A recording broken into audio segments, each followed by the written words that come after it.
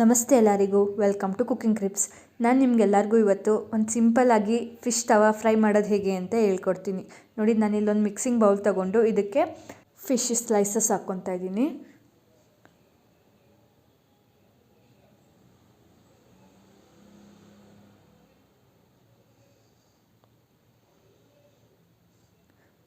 ನೋಡಿ, ಟೋಟಲಾಗಿ 9 ಸ್ಲೈಸಸ್ ಐತೆ. ಇದಕ್ಕೆ ಇವಾಗ ಮ್ಯಾರಿನೇಷನ್ ಮಾಡ್ಕೊಳ್ಳೋಣ. ನಾನಿಲ್ಲಿ 1/2 ಟೀ ಸ್ಪೂನ್ ಆಗೋಷ್ಟು ಅರಿಶಿನ ಪುಡಿ ಹಾಕ್ಕೊತಾ ಇದ್ದೀನಿ.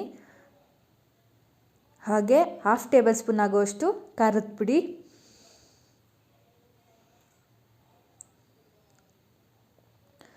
ಹಾಗೆ 1 ಟೇಬಲ್ ಸ್ಪೂನ್ ಆಗೋಷ್ಟು ಧನಿಯಾ ಪುಡಿ, 1/4 ಟೀ ಸ್ಪೂನ್ ಆಗೋಷ್ಟು ಗರಂ ಮಸಾಲ ಹಾಕ್ಕೊತಾ ಇದ್ದೀನಿ. ಹಾಗೆ ರುಚಿಗೆ ತಕ್ಕಷ್ಟು ಉಪ್ಪು,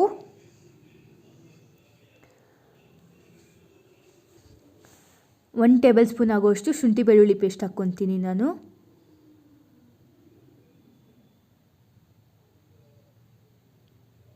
ಹಾಗೆ ಅರ್ಧ ನಿಂಬೆಹಣ್ಣು ಹುಳಿ ಹಿಂಡ್ಕೊತಾ ಇದ್ದೀನಿ.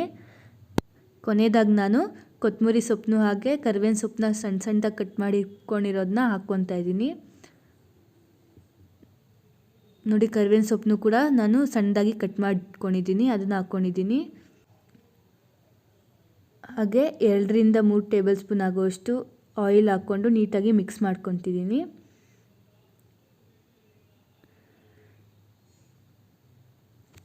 ಎಲ್ಲನೂ ನೀಟಾಗಿ ಮಿಕ್ಸ್ ಮಾಡ್ಕೊಳ್ಳಿ.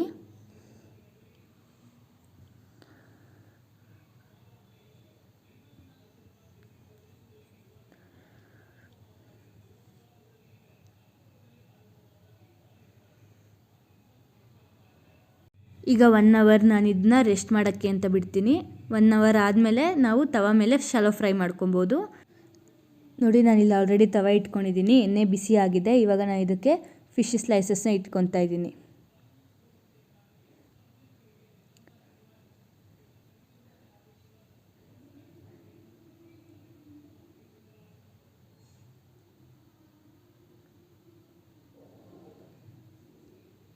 ಎರಡು ನಿಮಿಷ ಆದಮೇಲೆ ನೀವು ಇದನ್ನು ತಿರುಗಿಸ್ಕೊಳ್ಳಿ.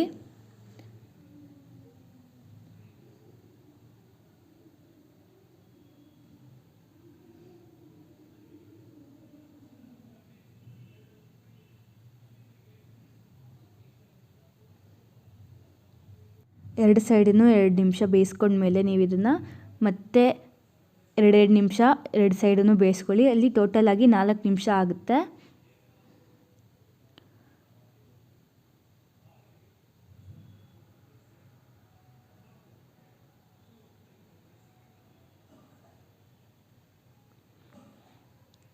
ನೋಡಿ, ಎಷ್ಟು ಸುಲಭವಾಗಿ ನೀವು ಫಿಶ್ ತವಾ ಫ್ರೈನ ಮಾಡ್ಕೊಬೋದು ಅಂತ. ಸೊ ಈ ಒಂದು ರೆಸಿಪಿನ ನೀವು ಟ್ರೈ ಮಾಡಿ, ಹೇಗಿತ್ತು ಅಂತ ಕಮೆಂಟ್ ಮಾಡಿ ಹೇಳಿ. ಹಾಗೆ ಈ ವಿಡಿಯೋಗೊಂದು ಲೈಕ್ ಮಾಡಿ, ನಮ್ಮ ಚಾನಲ್ನ ಸಬ್ಸ್ಕ್ರೈಬ್ ಮಾಡಿ. Thank you.